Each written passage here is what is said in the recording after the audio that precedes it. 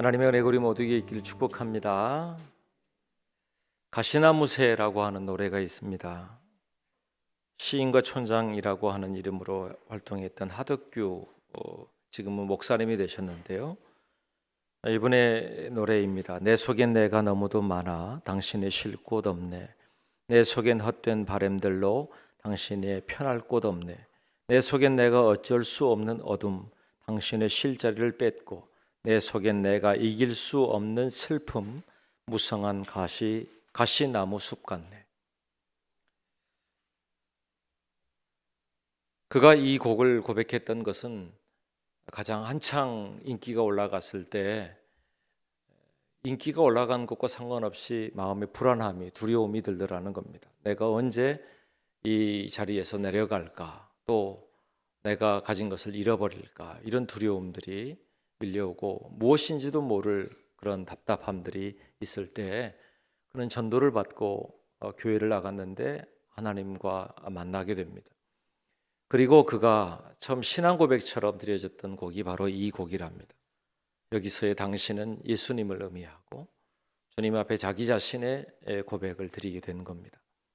실제 이 노래의 그 작사 노트에 보니까 가시나무새 그리고 나무라는 노래를 쓰게 하신 하나님께 감사합니다, 이런 고백의 글까지 적어져 있습니다.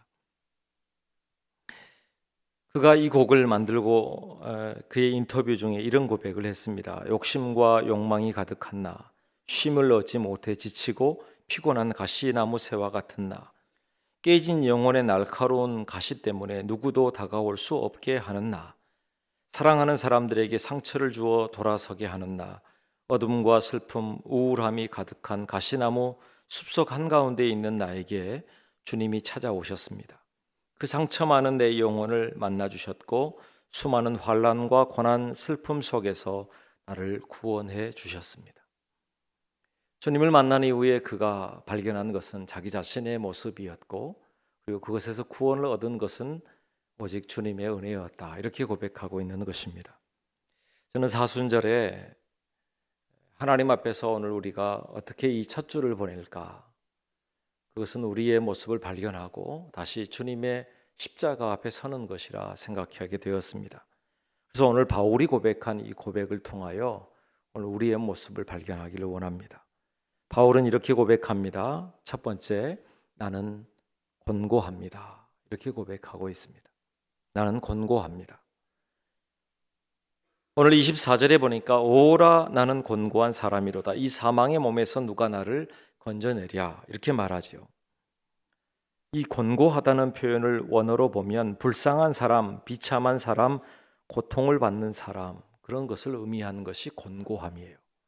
바울이 자기 자신을 볼 때 자기가 너무 불쌍해 보이고 비참해 보이고 고통스러워 보였다는 것입니다. 이 존 스토트는 이 본문을 해석하면서 이렇게 말했습니다.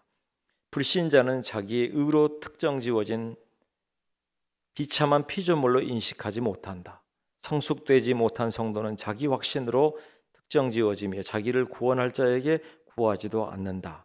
다만 성숙된 성도만이 자기 혐오, 자기 절망의 상태에 이르게 되며 자기 육신 안에 있는 선한 것이 조금도 거하지 않는다는 사실을 뚜렷하게 인식한다. 그래서 하나님의 구원을 원한다. 이 말을 쉽게 말하면 이런 겁니다. 예수님을 알지 못하는 사람은 이 고민을 모른다는 거예요. 그리고 예수님 믿는다고 말하지만 아직 깊이 예수님 안에서 자기 자신을 돌아보지 않은 사람도 지금 이 바울이 말하고 있는 이 고민을 모른다. 왜 그럴까요? 왜냐하면 이 고민은 그냥 하는 고민이 아니에요. 예수님을 만나고 보니까 내 속에서, 내 안에서 드러나고 있는 내 모습이 실체가 드러나는 겁니다.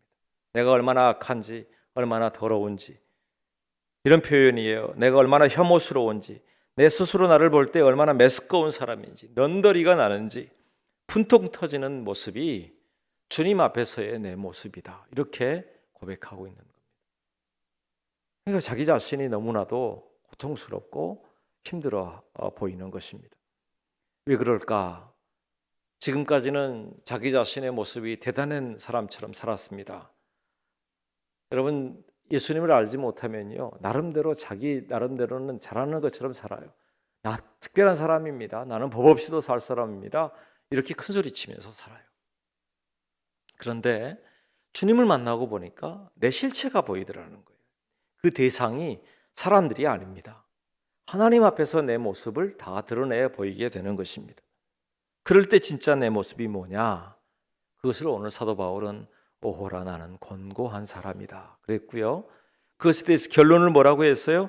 내가 사망의 몸에서 누가 나를 건져내랴. 내가 죽을 수밖에 없는 존재이구나 라고 하는 것을 자기가 입술로 고백하고 있는 것입니다. 사실 바울은 완벽주의자라고 하는 사람이에요. 완벽하기를 원했고 그런 완벽한 자존심을 가지고 자랑했던 사람입니다. 그의 학벌은 그 당시에 최고의 학부였던 가말리엘의 문화에서 공부했어요. 그건 지금으로 뭐 따지면 대단한 최고의 학부입니다. 거기에 나오는 순간 바리새인이나 다시 말하면 정계나 종교계나 할 것 없이 최고의 자리에 오를 수도 있고, 그리고 그의 가문도 왕의 그 가문이었던 베냐민의 지파였다라고 하는 자부심도 있었고, 또 날 때부터 이미 로마의 시민권을 가지고 있었던 사람이 바울이었어요. 그러니까 자기가 가지고 있는 배경을 대단하게 여겼던 사람입니다. 그리고 의로운 사람이었어요, 나름대로. 그가 율법에 기록된 대로 나는 하나님 앞에서 잘 살고 있다고 생각했고, 사람들을 정죄했고, 너는 이런 사람이 못 되라고 판단했고, 그래서 그리스도인을 잡아서 감옥에 가두는 일을 제일 먼저 앞장서서 했던 사람이 누구냐? 바울이었어요. 그런데 그랬던 그가 다메섹 도상에서 정말 예수님과 마주할 때 예수님으로부터 들었던 첫 마디에 너무 충격받았을 겁니다. 사울아 사울아 어찌하여 네가 나를 핍박하느냐. 자기는 굉장히 의롭게 산다고, 하나님의 뜻대로 산다고, 자기는 날마다 대단한 삶을 살고 있다고 생각했던, 자부했던 자신이 어느 날 보니까, 주님 앞에 서 보니까 주님을 오히려 핍박하는 사람이었다. 하나님의 뜻대로 살지 않았다. 자기 자신의 모습이 마치 그런 모습이었다는 거예요. 자기 자신에 대해서 여러분, 이 완벽주의자를 갖고 있는 사람들 한번 무너지기 시작하면요, 말할 수 없이 낙심이 되거든요. 그래서 오늘 본문 그 위에 보면 내가 원하는 바 선은 행하지 아니하고 도리어 원하지 아니하는 바 악을 행하는도다 그랬어요. 만일 내가 원하지 아니하는 것을 하면 이를 행하는 자는 내가 아니요 내 속에 거하는 죄다. 내 속에 있는 죄가 보이기 시작합니다. 그리고 정말 보니까 정말 내가 선을 행하고 싶었는데 선한 일을 행하지 못한 겁니다. 자기의 실존하고 있는, 내가 현실에 살고 있는 내 모습이 하나님 보시기에 기뻐하지 않는 모습이다. 여러분, 우리도 그럴 때가 있죠. 우리가 말씀을 붙들고 내가 내 마음에 결단하고 나갑니다.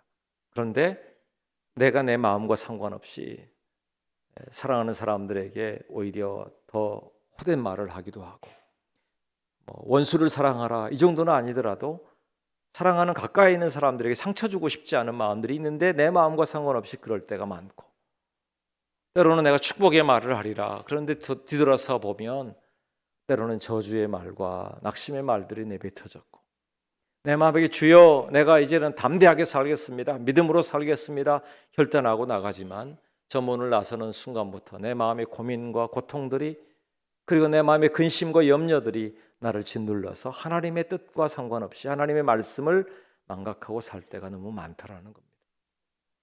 그러니까 하나님 앞에서 내 모습을 보니까 원하는 바 선은 행하지 아니하고 원치 않은 바 악한 일만 가득한 내 모습이 보이는 거죠. 그리고 뭐예요? 아까 말씀드렸던 것처럼 혐오스럽고 메스껍고 더럽고 정말 추악한 내 모습의 더러운 죄들이 하나하나 드러나니까 감당할 수 없는 내 모습이 보이더라는 겁니다. 사람들은 여러분, 자기 죄가 드러나는 걸 원하는 사람이 있을까요? 그래서 사람들 앞에서는 여러분 잘 보면 그냥 잘 사는 것처럼 또 의로운 것처럼 살지만 실제로 사람들이 없는 곳에서 내 모습은 어떤가? 또 사람들이 들여다볼 수 없는 내 마음의 상태는 어떤가? 하나님 앞에서 1대1로 대할 때 내 모습은 과연 어떤 모습인가? 라고 하는 것을 지금 바울은 적나라하게 드러내놓고 있는 거예요. 그래서 말하는 겁니다. 바울이 말하는 이 고민은 예수님을 믿지 않는 사람은 모른다. 그리고 이제 시작하여 성숙하지 못한, 깊이 하나님 앞에서 내 모습을 들여다보지 않는 사람도 모른다. 진짜 내 모습을 들여다보면, 내 삶을 들여다보면, 내 행동들을 들여다보면 감히 하나님 앞에 살 수 없다. 나 이제는 죽을 것 같은 자리에, 이제는 더 이상 해답이 없는 자리에 내가 있다. 이런 고백이 오늘 내가 오호라 탄식하고 있는 곤고함의 고통이라고 말하고 있는 겁니다. 말씀 준비하다가 이제 돌아가셨지만 오카넌 목사님의 설교 중에 시카고의 해몬드에 있는 제 카일 목사님이라고 했던 목사님을 소개했던 것이 생각났습니다. 이 목사님이 목회했던 지역은요, 윤리적 개념이 없고 또 거칠기가 짝이 없고 어둠침침한 마치 할렘과 같은 그런 곳이었다고 합니다. 그런데 이 목사님이 유명하게 된 것은 이 교회의 강대상 앞에는 방탄유리가 이렇게 있게 되는 거예요. 그것 때문에 이 교회는 유명하게 된 겁니다. 왜인가 했더니, 방탄유리가 뭐죠? 총이 날라오면 그걸 막아내는 유리가 방탄유리잖아요. 왜인가 했더니 이 목사님이 계속 설교하실 때마다 사람들 안에 있는 죄를 이야기하는데 낱낱이 이야기할 때마다 사람들이 괴로워지기 시작하는, 마치 내 이야기하는 것 같고 나에게 마치 그것을 비난하는 것처럼 여겨지고 내 속에 있는 죄가 드러나니까 견딜 수 없는 거예요. 그런데 어느 날 예배 중에 한 청년이 총을 꺼내서 너무 그 죄에 대한 이야기가 자기가 생각되니까 듣기 싫다고 총을 쏴버린 거예요.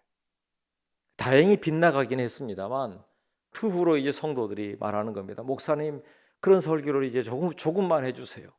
이제는 그런 설교를 말고 다른 설교 좀 해주세요. 근데 목사님이 말합니다. 아닙니다. 저는 계속해서 이런 설교를 할 겁니다. 그래서 당회에서 마지막 결정한 게 앞에다가 방탄유리를 세우는 일이었다고 합니다. 근데 그 이후에도 그런 일이 한 번 더 있었다고 그래요. 총기를 들고 이렇게 했던 일이. 근데 계속 이 목사님이 그와 같은 설교를 하고 그리고 회개에 대한 이야기를 하는데, 오카논 목사님의 이야기를 통해서 들으면 이와 같이 말해요. 그 목사님을 통하여 세월이 흐르면서, 시간이 흐르면서 개인이 변하고 그 삶이, 개인의 삶이 변하니까 가정이 변하고 그 사회가 바뀌게 되었다고 하는 이야기를 들었습니다. 그리고 그때 이미 교회가 버스가 120대가 운행될 만큼의 그런 교회가 되었다는 거예요. 놀라시네요. 1부, 2부 때는 다 놀라시던데. 120대의 버스가 교회에 있었답니다. 근데 그곳은 사람들이 모일 만한 그런 지역의 교회가 있었던 것도 아니랍니다. 철도 옆에 있었고 외딴 곳에 있었던 곳인데, 그런데 왜 그렇게 되었을까요? 죄라고 하는 이야기가 듣기 싫지만 사람들이 회개하기 시작하면서 사람들이 바뀌고 그 바뀐 사람들이 결국 가정이 바뀌고 그 사회가 바뀌는 일들이 되게 되었다. 그런 일들이 있었다는 것입니다. 사실 사람들이 이 죄의 문제를 이야기하면 싫어합니다. 여러분, 누군가가 여러분에게 있는 약점이나 여러분 안에 있는 죄의 이야기들을 계속 소문내고 다닌다고 생각해 보세요. 하지 말라고 이야기했는데도 또 계속 그러고 다녀요. 그러면 아마 여러분은 총을 쏴도 마음으로 여러 번 쐈을 거예요. 그렇지 않을까요? 사람들 속에 왜 그러는가 하면 이게 드러나는 걸 싫어하는 겁니다. 들춰지는 걸 싫어해요. 그래서 저 속에 감춰놓든지 아니면 잊어버리든지 망각하고 살든지 그렇게 삽니다. 그런데 예수님 앞에서 예수님을 만나고 보니, 예수님이 십자가 앞에 나아가고 보니 저 속에서 감춰졌던, 저 가라앉았던 내 죄악들이 모두 다 드러나기 시작하는 거예요. 정말 내가 감당할 수 없다고 할 만큼 나는 더 이상 살 수 없습니다. 이제는 사망의 몸이 되었습니다. 이렇게 고백할 만큼의 내 모습이 다 적나라하게 드러나는, 사람들 앞에서가 아닙니다. 주님 앞에서 내 마치 그 거울 앞에서 내 살아왔던 인생의 모습이 다 보이는 것처럼 그렇게 드러날 때, 그때 어떻게 될까요? 오호라, 나는 곤고한 사람이로다. 이런 고백을 할 수밖에 없다라는 거죠. 참혹한 자신의 죄가 드러날 수밖에 없는 것.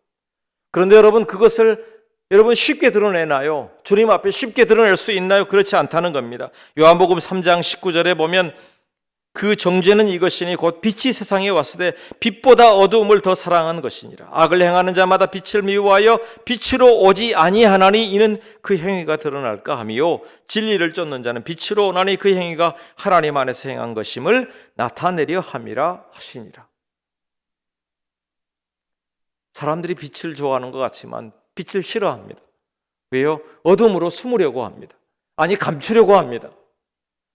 그런데 바울은 자기의 속내가 다 드러나는 겁니다. 여기도 한번 보세요. 아까 말씀드렸던 것처럼 여러분 우리 속에 드러나 있는 모습 말고 사람들 없는 자리에서 내 모습은 어떻습니까? 사람들이 보지 못하는 내 마음의 상태는 어떻습니까? 사람들이 지금 사람들 앞에 있는 내 모습이 아니라 하나님 앞에서의 하나님이 나를 바라보시는 내 모습은 어떨까요? 바울은 말합니다. 나는 비참하고 나는 불쌍하고 나는 고통스럽고 혐오스럽고 메스꺼운 사람입니다. 나는 아무것도 내 힘으로 해결할 수 없는 사람입니다. 그게 바울의 실제예요. 바울의 고민이에요. 자기는 결단했지만 여전히 갈팡질팡하고 있는 자신의 모습을 그대로 하나님 앞에서 내 모습을 보일 수밖에 없는 것을 이야기하고 있는 거예요. 그러나 그것으로 끝나면 그리스도인이 아닙니다. 놀라운 반전이 그 다음에 있어요. 이와 같은 고민, 정말 내가 감당할 수 없다고 여겨졌던 이 고민 뒤에 바울은 놀랍게 다른 이야기를 합니다. 두 번째 그의 고백이 뭘까요? 그래서 감사합니다 라고 하는 것이죠. 나는 곤고합니다 라고 했던 첫 번째 고백 뒤에 그래서 감사합니다. 아니 내 실체가 드러나고 내 더러움이 드러나고 내가 내 힘으로 볼 수도 없을 만큼 내가 나를 보니까 토할 것 같이 보이는 내 연약한 모습들을 보면서도 어떻게 내가 감사할 수 있나요? 25절의 말씀에 이렇게 말합니다. 우리 주 예수 그리스도로 말미암아 하나님께 감사하노라. 그는 내 모습이 이렇게 드러나는 것에 대해서 하나님께 감사하답니다. 왜 그럴까요? 바로 뒤편에 8장 1절 2절의 말씀에 보니까 그러므로 이제 그리스도 예수 안에 있는 자에게는 결코 정죄함이 없다. 이는 그리스도 예수 안에 있는 생명의 성령의 법이 죄와 사망의 법에서 너를 해방하였습니다. 무엇 때문이라고요? 나는 아무것도 할 수 없는 내 연약함과 더러움이 보이는데 근데 그거 가지고 주님 안으로 갔더니 죽게 가져갔더니 내가 지금까지는 죄와 사망의 법에 있다는 사실을 깨닫게 하셨고 그리고 그 뿌리채 바꾸어서 나를 생명의 법으로 완전히 바꾸어 놓으셨다. 그리고 나를 자유케 하시고 해방시켜 주셨다고 고백하고 있는 겁니다. 내 모습의 실체는 그런 모습이 아닌데 예수님 안으로 들어가서 예수님께서 나를 위해 십자가에 못 박히시고 예수님께서 나를 위해서 고통을 당하시고 나를 위해서 이 죄와 더러운 것들을 씻어내시고 그리고 그 안에서 나를 해방시키시고 살아나게 해주셨다. 그것이 사도 바울의 고백이에요. 거기까지 여러분 가게 되길 축복합니다. 아주 단순한 이야기입니다. 주님 안에 거하고 있느냐 그렇지 아니하냐 그걸 발견하라는 것입니다. 우리가 알고 있듯이 요한복음 15장 4절에 보니까 내 안에 거하라 나도 너희 안에 거하리라. 가지가 포도나무에 붙어 있지 아니하면 스스로 열매를 맺을 수 없음 같이 너희도 내 안에 있지 아니하면 그리하리라. 주님 안에 있는 사람에게 캄캄한 어둠이 면에서 빛으로 갈 수 있는 길이 보이더라는 거예요. 주님 안에 있는 사람에게 죄와 사망의 법 아래서 이제는 죽었구나라고 하는 그곳에서 생명의 성령의 법으로 갈 수 있는 그 놀라운 은혜가 우리에게 보이더라는 것입니다. 그것이 바울의 고백입니다. 그리고 오늘 우리에게 말합니다. 너는 어디에 붙어 있느냐? 너는 누구에게 속해 있느냐? 너는 어디에 거하고 있느냐? 어디에 거하고 계세요? 주님 안에 거하고 계십니까? 주 안에 있습니까? 주님 안에 있느냐? 그렇게 묻고 계시는 것과 동일한 이야기예요. 너 누구 안에 있느냐? 이 말을 다른 말로 하면 너는 누구의 영향력을 받고 있느냐? 누가 너를 다스리고 있느냐? 죄와 사망의 법 아래 있다는 말은 죄와 사망의 영향력 아래 있다는 이야기거든요. 너 그것이 너를 다스리고 있지 아니하냐? 여전히 죄가 너를 다스리고 있고 여전히 그 사망의 영향력이 좌절과 낙심의 영향력이 두려움과 그리고 내가 아무것도 할 수 없다는 절망의 영향력이 너를 주장하고 있지 아니하냐? 바울은 말합니다. 그게 발견되었다면 그러면 속히 주님 안으로 가는 거예요. 주께 가져가는 것이에요. 가시나무 새를 보다 보니까 성경에도 가시나무라고 하는 게 나오는 걸 아십니까? 사사기 9장 15절에 보니까 가시나무가 나무들에게 이르되 만일 너희가 참으로 내게 기름을 부어 너희 위에 왕으로 삼겠거든 와서 내 그늘에 피하라. 그리하지 아니하면 불이 가시나무에서 나와서 레바논의 백향목을 사를 것이니라 하였느니라. 이게 요담이라고 하는 사람이 예를 들었어요. 나무들을 모아놓고 나무들이 왕을 뽑았어요. 그런데 왕이 된 게 누굽니까? 가시나무였어요. 하필. 근데 가시나무가 뭐라 그러냐면 내 안에 다 들어오라는 겁니다. 가시에 찔리고 상처나고 다 그렇게 될 텐데 그 안에 거하라는 겁니다. 이 말은 무엇 때문이냐면 세겜 사람들이 사무엘 시대에 하나님이 왕이 아니었으면 좋겠습니다. 우리에게도 보이는 왕을 주십시오 라고 해서 사울을 세웠잖아요. 그렇죠? 그랬던 것처럼 세겜 사람들도 똑같은 이야기를 해요. 우리에게 왕을 주십시오. 우리가 왕이 있었으면 좋겠습니다. 그리고 겨우 뽑은 게 뭐냐면 아비멜렉이라고 하는 사람이었어요. 그가 겉으로는 그러지 않았지만 그가 왕이 되고 싶어서 욕심이 많은 이 사람이 70명이나 되는 형제들을 모두 죽였어요. 어마어마한 사람이었습니다. 그런데 그를 왕으로 삼았단 말이에요. 오늘 우리도 이와 같은 일들을 범합니다. 우리가 마치 이가 왕이 되면 우리가 살 것 같아요. 이것만 되어지면 우리가 잘 될 것 같아요. 그리고 세상 가운데서 하나님 말고 다른 왕을 찾는 겁니다. 하나님 외에 우리에게 다른 영향력을 찾는 겁니다. 그래서 죄와 사망의 법 아래 있게 되는 거예요. 아담과 하와로부터 시작되던 죄가 오늘 우리를 어둡게 만들고 그 아래서 하나님을 떠나게 만든 거예요.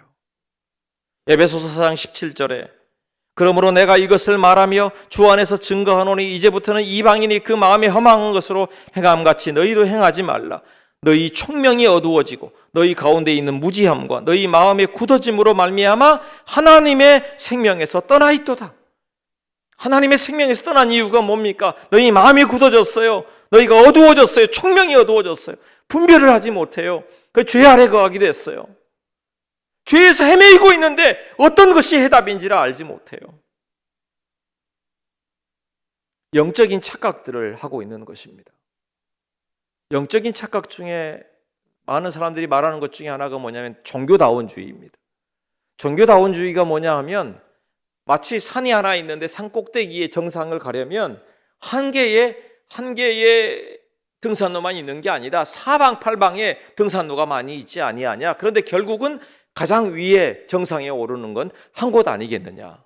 종교도 마찬가지다. 너희 왜 그리스도인들은 왜 예수님만 믿으라고 말하느냐. 세상에 종교가 많지만 그것의 결국은 곧 마지막 신께로 가는 것 아니냐. 이렇게 말하는 것이 종교다원주의입니다. 일견 비슷해 보이죠. 그리고 좋아 보이기도 하죠. 뭘 믿든지 마지막에는 결국 정상에 갈 수 있다. 이런 거 말입니다. 그런데 여러분 아십니까? 왜 여러 종교들이 생긴 줄 알아요? 죄가 세상에 들어옴으로 말미암아 총명이 어두워졌어요. 우리의 마음이 무디어졌어요. 무지해졌어요. 그리고 우리의 마음이 굳어졌어요. 그래서 무언가 우리를 다스리는 무엇인가가 있기는 있는 것 같은데 그분이 하나님인 줄을 모르는 거예요. 그래서 자기 나름대로 자기의 신을 만드는 겁니다.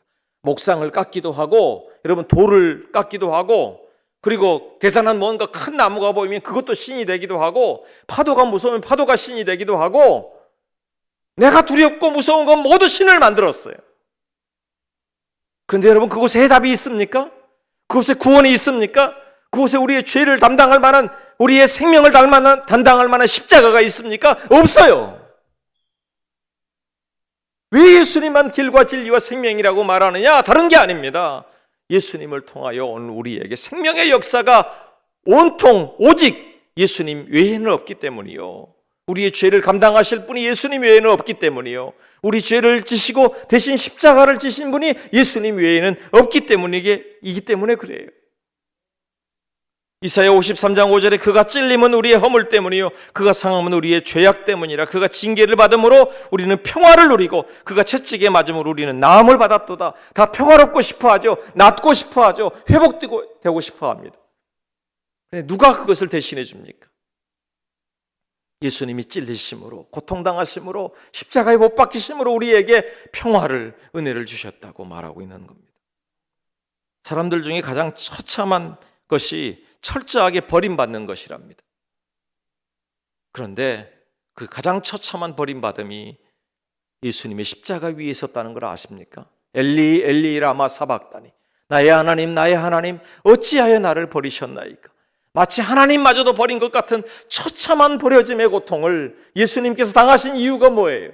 오늘 우리의 버려짐을 바꾸어서 그와 같은 우리를 다시 부르셔서 하나님 앞에서 아바 아버지라 부를 수 있게 하시고 생명의 역사를 얻게 하시고 주님 안에 거하게 하시는 것, 그 은혜를 우리에게 허락하시는 것 아니냐는 말이에요. 비참함을 버리지 마세요. 인정하세요. 발견하거든, 나의 더러움을 발견하거든 그것도 인정하세요.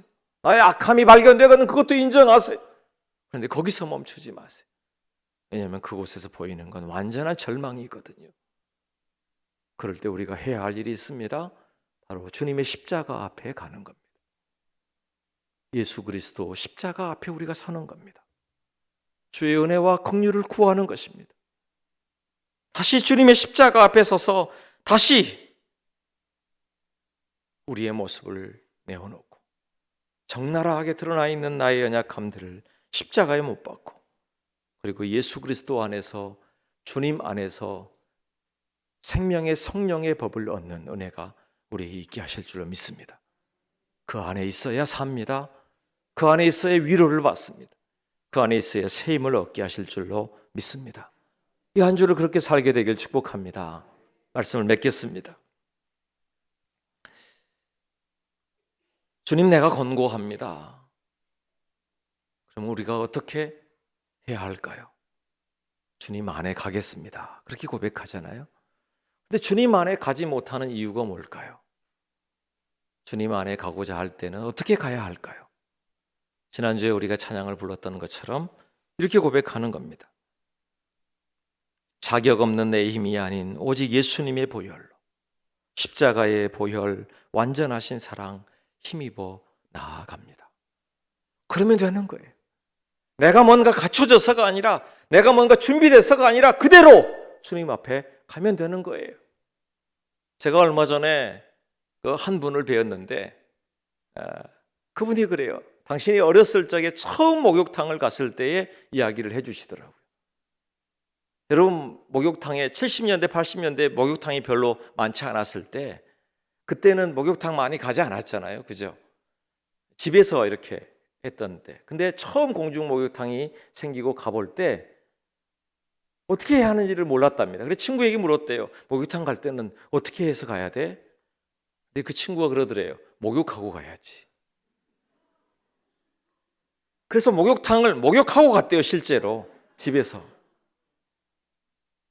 왜 그랬을까요? 때가 너무 많이 나올까 봐, 부끄러울까 봐.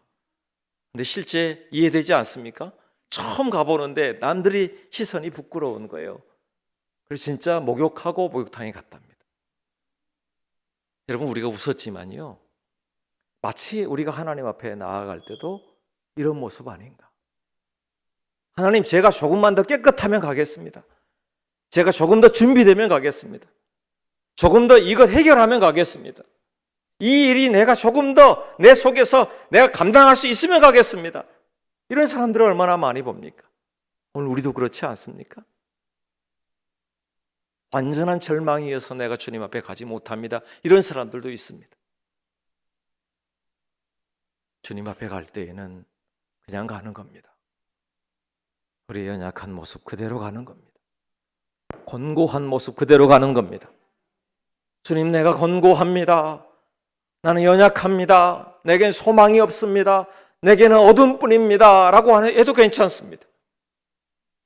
주님 앞에 가는 겁니다. 왜요?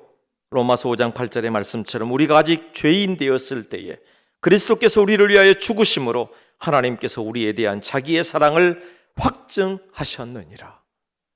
그 사랑을 힘입어 주님 앞에 가는 줄로 믿습니다. 이 한 주에 우리가 더욱더 깊이 성숙하여 우리의 모습을 보십시오. 그리고 다시 주님 안에 가십시오. 그리고 주께서 허락하시는 생명의 성령의 법이 우리 모두를 주장하게 되기를 예수님의 이름으로 축복합니다. 기도하겠습니다. 주 안에 다시 발견되게 하옵소서. 주님의 역사하심을 발견하고 주님께서 허락하신 은혜 아래 살아가도록 인도하여 주시옵소서. 주 예수 그리스도의 이름으로 기도드립니다. 아멘.